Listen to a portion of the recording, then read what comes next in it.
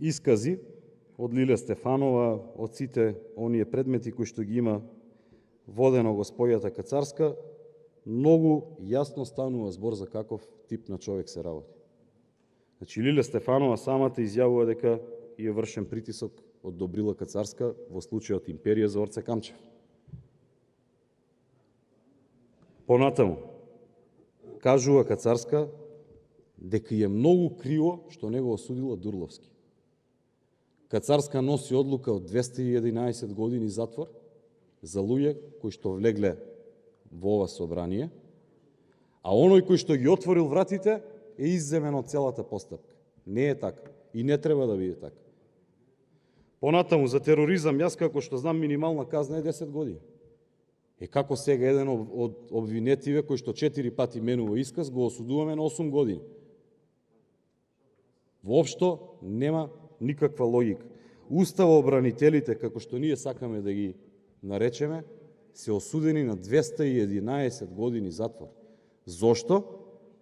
Затоа што некој што им ги отворил вратите не одговара, а тие затоа што влегли и пееле македонска химна, одговараат за тероризам.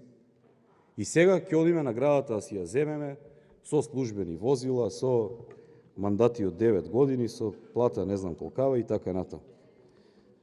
Луѓе, ова лудило кое што е наметнато, ќе запре еден ден. Ви кажав, тој турнус, тоа вртење, ќе прекине и повторно ќе се вратиме на врвот.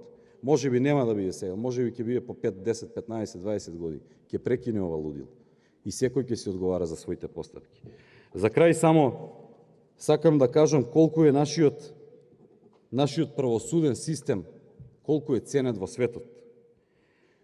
Не само што не е ценет од страна на граѓаните, туку и од релевантни извори потврдуваат дека правосудниот систем во 2020 година во Македонија има индекс 0,53 и се наоѓа на 58-то место во светот. И тоа е според World Justice Project. Не е според мене или според пратениците од опозицијата. Снежана Калевска-Ванчева реплика. Снежана Калевска-Ванчева има